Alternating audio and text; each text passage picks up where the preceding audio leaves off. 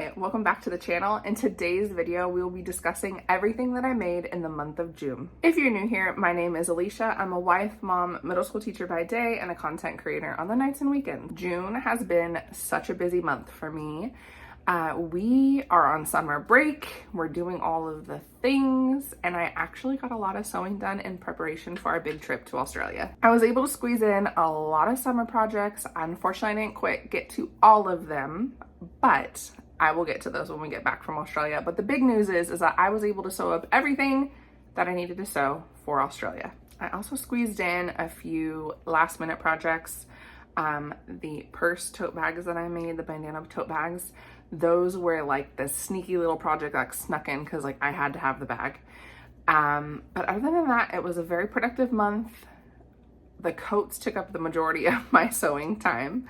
And then I was able to squeeze in 4 additional dresses, 2 purses, and a pair of toddler pants. So this month was insanely productive, probably because I'm not working. That's the thing I love about summer break, is that I can actually have the time to do what I would really love to do with my day, which my dream job would be just to sew all day long. And of course I do that as a home ec teacher, but it's different when you are responsible for teaching other people how to sew instead of just like selfishly sewing, as they say. But my dream job would literally be to be able to do this full time. So without further ado, let's get started, and we're gonna do my favorite project of the month first, which was my bandana tote bag. I loved this. I made a tutorial, I followed it. I even posted a video tutorial on this channel, and it has gone really well. So thanks for watching that if you did, but I have not stopped using this bag since I made it, and it is so worn in. I'm trying to see if you can actually see, but I actually spilled an entire bottle of, here's where it shows it. I spilled an entire bottle of my daughter's bubbles that we took to the park, and the cap just wasn't put on correctly. And so this thing has already been through the ringer and has done such a good job of just being a great mom purse. She's gone to many outings, to the library, to the park, to the zoo, everywhere in between. I love this bag, and I'm definitely packing it to Australia when we leave here soon. So I love this bag. I haven't quite finished the embroidery yet on my husband's school spirit one. I did rip out the original hand embroidery that I did, and I saw a tutorial on Pinterest where other makers were using hot glue. So I ripped out what I had done by hand. I do think that I killed it on this side, and I did not use hot glue on this side. Like, this was all by hand. This is still by hand, but using the hot glue as a guide. So this has been turning out really well. I can't wait to finish this, but this went to the back burner as soon as I was like, their basketball season ended. I was like, whatever, this will be for winter now. So I'll just work on this, during the nights when I'm bored watching TV, and it's like, therapeutic. But it is a little bit harder because the bag is fully lined. So I've been having to go really slow to not catch the lining, where when originally I did the hand stitching, you do it before you even put the bag together. So that has been a little bit of an issue, but it's okay. I think it still looks beautiful, and it will go really well when it's ready for basketball season come November. The other project I'm really proud of are these Trader Joe's cheese pants. So they are bags from Trader Joe's, and they're the cheese bags. So I saw a mom do a tutorial for a baby, not realizing that the toddler size was going to be much bigger. Like, my daughter is in 4T. You can see how long these are. She is this tall at 21 months. So I needed 4 bags, not 2. The tutorial that I ended up watching said 2 bags, and my daughter was just not going to fit just the bag. I actually had to unpick the entire bag and lay it flat to use the width of the bag. So you can see here, I used the full bag for these pants. So I ended up using 4 bags, but I made use of every single part of these bags. The athletic stripes here you see are the handles. I used the handle bits on this piece around here. So I made sure to use every single part of those bags and people go crazy for these bags. Like at one point we could only find 3 out of the 4 bags. And so we called local stores and they're like, they're not bringing this bag back. Like, this bag is retired. And I was like, oh my gosh, no. Like, I've cut everything out and I've unpicked everything. Luckily we found it. I just had actually put it into like a shopping bag that we had used to go shopping. So I ended up finding it. It was like not a problem. But the fact that they're not bringing these pants back, like these are now retired, make the pants even more special. So we went to Trader Joe's, we had a photo shoot, and so stinking cute.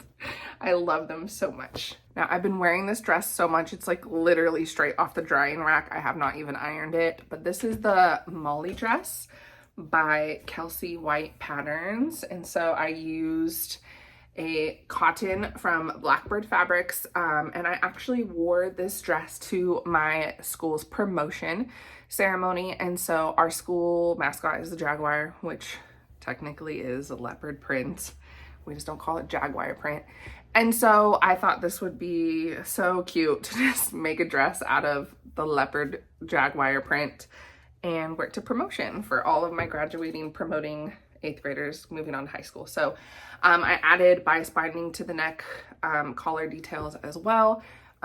Loved it, got so many compliments on it. I think also because, like, as a teacher, you would think I'd be really stylish, but I'm not. Like, I'm always in overalls and just like really basic stuff because I'm constantly bending down in kitchens or at desks. And so I don't really dress like cutesy for the classroom. I dress for practicality and comfort, as I'm like constantly moving around the classroom. And so it was the first time my students actually saw me like dressed up and in a dress. And so I got lots of compliments from not only the staff, but students. Next up, I planned, and I told you this in my summer sewing video, but I sewed not 1, not 2, but 3 Solig dresses. So you can see here, they're all the tie version, view B, I believe.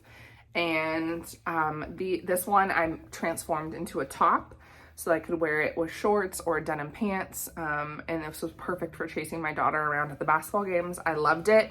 I forgot to add inches to the length of the dress when I was cutting it out. It was just like mom brain, I'm tired. And so this pattern I think is for someone who's 5'7" or 5'6". I'm 6'2".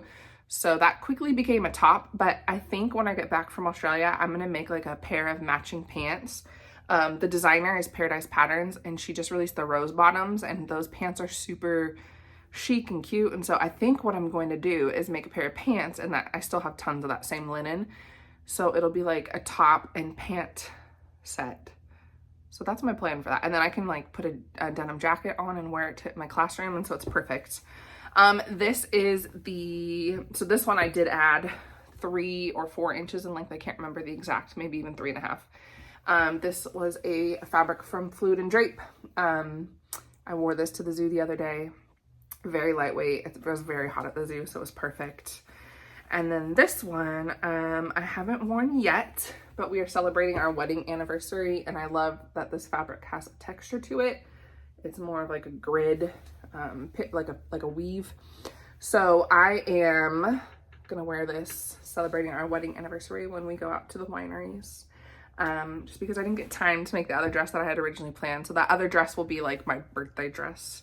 You can actually see the fabric in the back. That's what I'll be using for my birthday dress. So why not wear white on my wedding anniversary, right? Because that was the day I became a bride. And I also learned that Taylor Swift is getting married on my wedding anniversary. So this always happens to me. I wore number 24 basketball, and then all of a sudden like Kobe changed to number 24. And then everyone thought that I copied Kobe, but I'm like, no, you guys, Kobe copied me. So this always happens. I pick cool dates and then the celebs copy and then they become popular. Next, the piece that I'm most proud of, that literally took me like basically 3 years to finish, is my trench coat, the Eliza trench coat by Paper Cut Patterns. So I finished her. I made a whole video, a whole hour-long video, so long, for this trench coat. I'm so excited. I can't wait to wear it in Australia. It's lined with horse print, because that was just in my stash. And the fabric is from Fabric Godmother, but they don't have this puffer fabric anymore. I don't think it's as sleek as the original pattern intends, just due to the puffy nature of this fabric. but I love it. I love it so much. So I'm really proud of this coat. I think it's super cute. It's very oversized. Someone might say bulky, but I love it. So I think it's gonna be the perfect, it's so warm. When we actually went to go take pictures in it, I was sweating, not just because it was hot. It was actually like an overcast, like June gloom morning. But this jacket was so warm. So I'm really excited to get good use out of this when we go to Australia. And last but not least, I finished my blanket coat.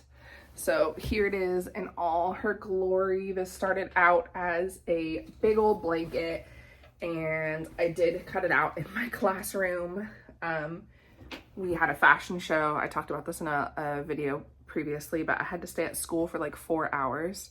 So I brought this blanket to cut out because I was in my classroom anyways. I had time to kill. So this blanket isn't lined, or I mean this coat isn't blind.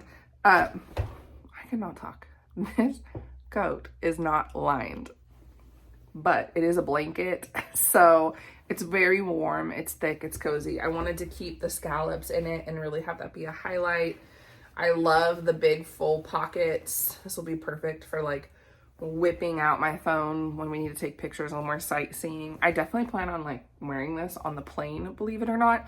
My thought process is this: planes are disgusting and they're so germy.